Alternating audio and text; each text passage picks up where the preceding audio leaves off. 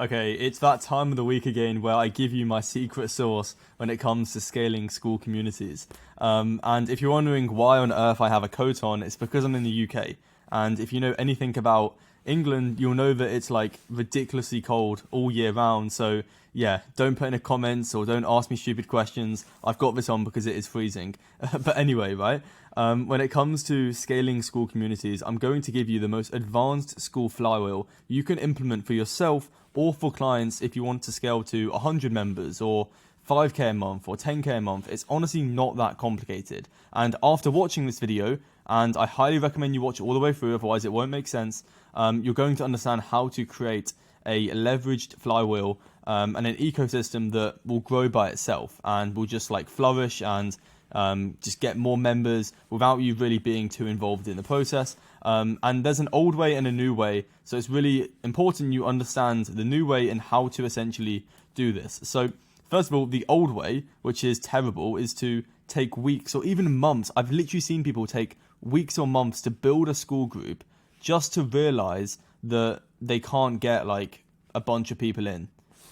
So they realize that they suck at marketing and they just spent, they've wasted so much of their time building this Skool group and they can't actually get anyone in the door. And if they can get people in the door, then they probably have a bad churn rate and it's probably a stale community. And I've seen this happen many, many times, and it's just so much worse than the new way, because the new way of going about this is to launch in stages with an advanced leverage flywheel, which I'll talk about in a second, and how you build this for yourself, and an innovative ecosystem. Really important. So if you're wondering what on earth am I talking about right now, don't worry if it sounds confusing. I'm going to explain, and it's going to be an eye-opener because it's going to change your entire perception around how to build communities, courses, info products, whatever you're trying to sell. Mainly Skool communities, probably why you're watching this. But anyway, right? So this is great if you are restricted with your time or your client is restricted with their time, but you still want to out-deliver your competitors in value and give back to your members. So it's perfect if you're working for yourself, trying to get people into your school, or you are maybe a growth operator and you're trying to get their audience into their Skool group. Then this is perfect because they probably don't have too much time. So essentially, here's the plan, right? And here's how it works. I'll show you one version and then I'll show you another version.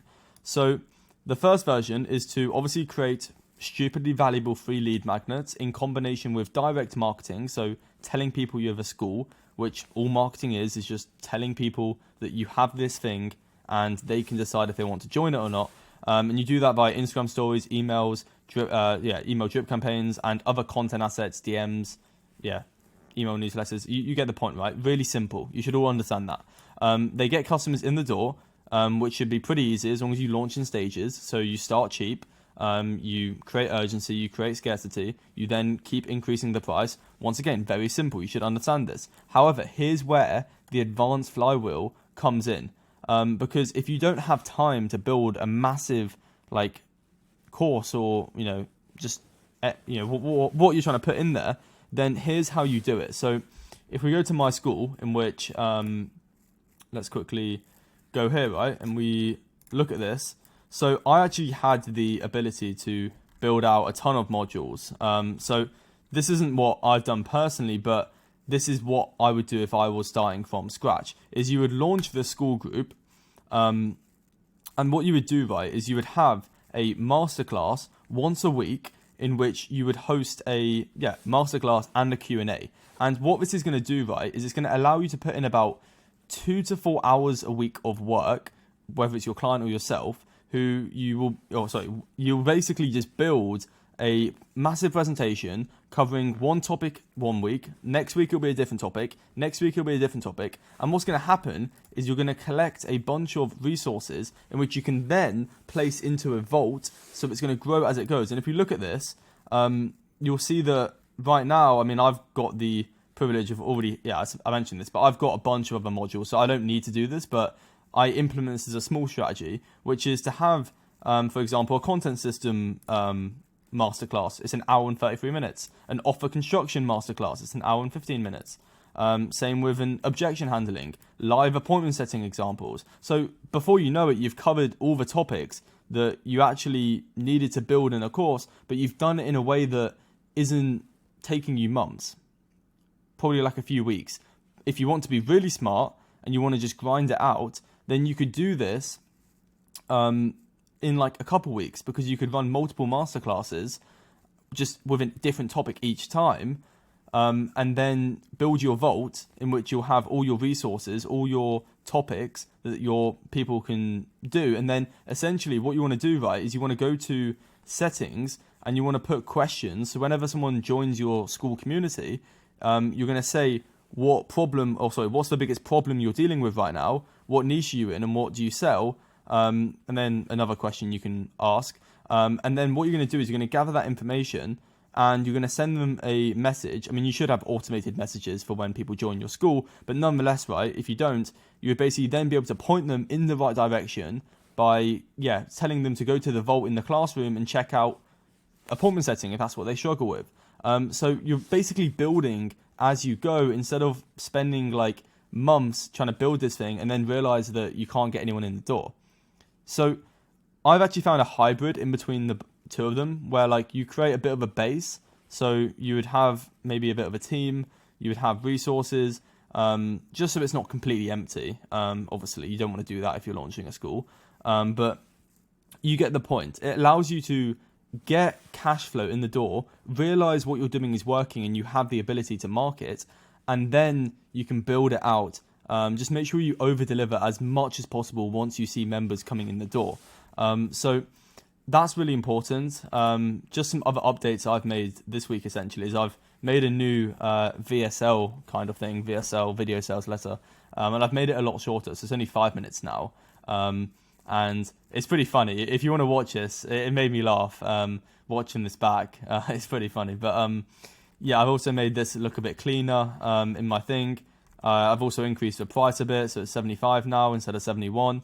And this week we probably had we've had 10 to 15 people join. So not bad. Just on the front end, it's like 1K a month, but this week obviously. So not the best week, right? But we make money on the back end, which I'll talk about actually in this second flywheel here, which is you do the same thing. You market both indirect and direct. So the difference between indirect marketing and direct marketing is that indirect is like this. This is an example of indirect marketing. I'm not talking about my Skool. I'm not telling you to buy my Skool right now. I'm just walking you through what I'm doing. And maybe some people will join because they see this as value. And then they're probably wondering, how much value is in the Skool. So then that is an example of indirect. Whereas direct would be like a literal me telling you right now to buy it. Like what I do on my Instagram stories. So follow my Instagram if you want to be sold to. But nonetheless, right? Where was I going with this? So the second flywheel is that you get people in the door, which is once again the same as the first two ones in this flywheel. But the difference is that we're going to collect a list of qualified buyers, and you do collect a list of qualified buyers in the first flywheel. But the difference is that we're utilizing this data because we're going to dial in the front end, just like what I'm doing, and then we're going to rip the back end, meaning that you should make 3 to 4 times as much money on the back end, which will be a high ticket offer, than the front end. So if you make 10K a month, let's just say in recurring revenue from your Skool, you should be making 30 to 50K a month in MRR on the back end, or like altogether, probably. That's probably more realistic. And how you do this is they enter the Skool. You then have an SDR, so a sales development rep, who can call up the lead as soon as they buy, make sure they're good, make sure they have access to everything, and make sure that or not make sure, but like ask them questions and see if maybe they need more help, because you don't know. Maybe like a community would be good for some people, whereas some people may need like one-to-one support. So you offer group coaching in the low ticket and then one-to-one in the back end on the high ticket, and you basically rip that. So if you can just run ads or run content and just get as many people in the front end, then you're naturally going to get about 1 out of 10 people upgrade to the premium offer, which is obviously what we want. Because trust me, you have to be a literal god at marketing if you make if you want to make like 20, 30, or even 50k a month on the front end only, if you don't have a back end, like you literally have to be like world class, or maybe you would have to build a brand for like 5 years, 10 years, just to be able to make that much money on the front end only. So that's why I don't really recommend beginners to launch a school unless you have a back end product, which is a high ticket. It just does not make sense. You're going to be broke because you need to get hundreds of people in. Like right now, I know I've only got like 108 people, which isn't the best. Like I'm aware of that. I don't have like 500 people. I don't have 1,000 people. I mean, it's growing pretty quickly. Like I'm getting 10, 15, 20 members a week into this, but nonetheless, you get the point. Like you have to be really good at marketing, because most of my money like isn't on the front end. Like this does not equal most of my money. I make most of my money on the back end. I make most of my money with my done with you partnerships with coaches. I work with a bunch of massive coaches who do well over 7 figures a year. So this is mainly just to get people in the door and to over deliver in value, which is really important. And it's also like just easy for them. I mean, it's easy for them. It's like okay, I'm gonna be honest. It's like saying ice to an Eskimo, because it makes like so much sense to join. Because think about it. If you can give your members an incentive like I have here, which is free unlimited Go High Level, which means that they can send emails, SMS, cold call, all from one place without paying for High Level or without paying for other softwares, because I already pay for the highest plan, so I can just give you my sub accounts, in which they can just get my proven funnels and systems to start making a bit of money.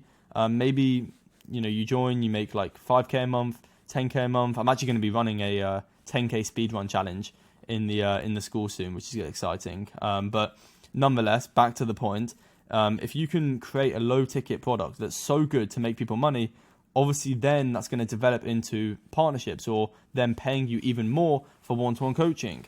So you have to make this like the best. You have to make this so good that people cannot stop talking about it. And that is how you need to build a low ticket thing.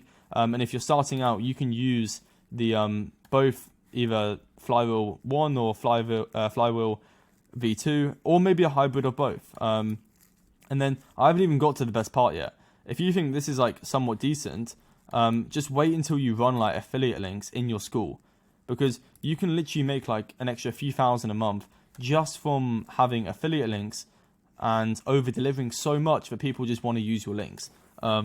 So honestly, it's insane, right? So let's say you have like an e-com group, or let's say you're telling people how to start a Shopify store and make it profitable.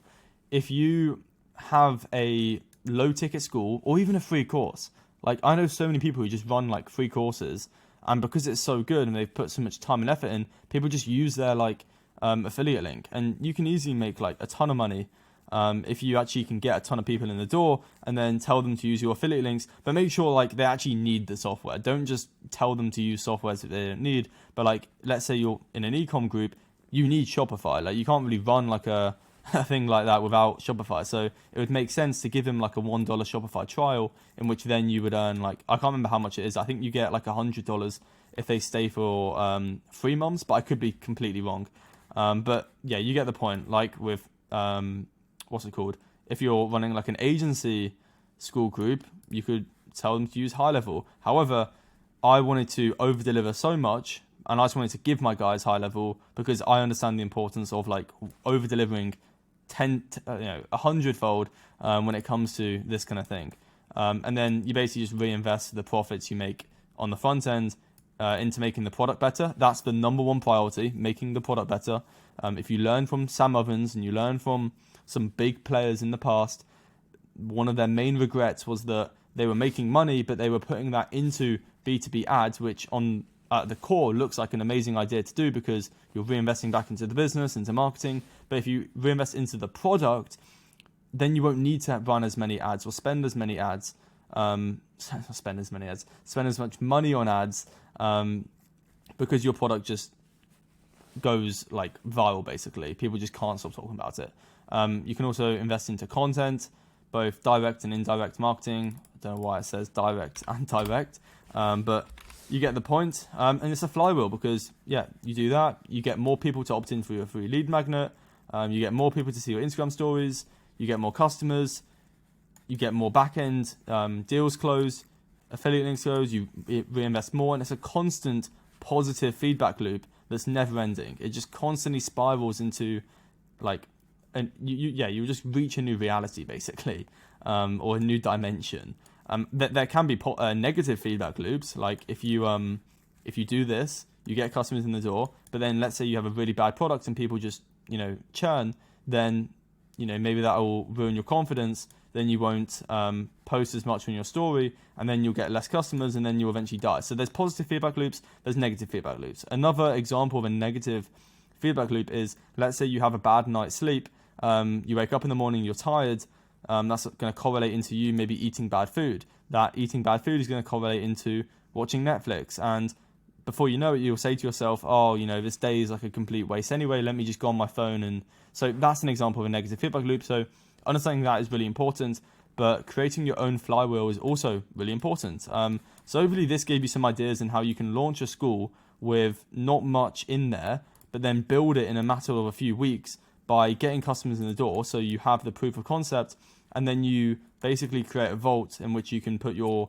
masterclass plus Q&A back into the vault and just make it a constant improvement, because no one wants a stale community.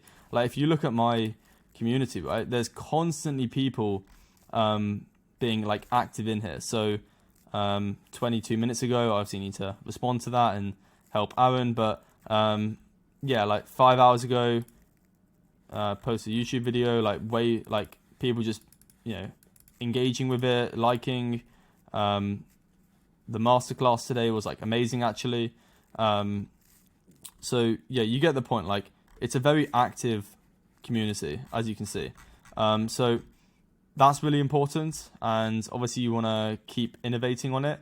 And yeah, hopefully this video helped. If it did, just like and subscribe. I'm trying to get to 10k subs, and I think 60 or 70% of you watching this right now aren't subscribed, which is crazy because I literally post I try to post every single day. I mean, sometimes it's every other day, but I try my best to put out as much free value to you guys so I can solve your problems for free. And if you want to join this school, it's completely up to you. Right now, it's $75. It's going up to $95 very shortly. Probably when this gets to $120, I'll probably put it up, just because the people have been joining like crazy. And if you want to learn more about what's in my school group, just watch this video and you can decide if it makes sense to join. I'm not going to sell you anything. It's up to you at the end of the day. But yeah, if you decide it's not for you, just like and subscribe. It means more than you could imagine, and I'll catch you in the next video. Take care, and it's been a pleasure like always. And yeah, have an amazing day.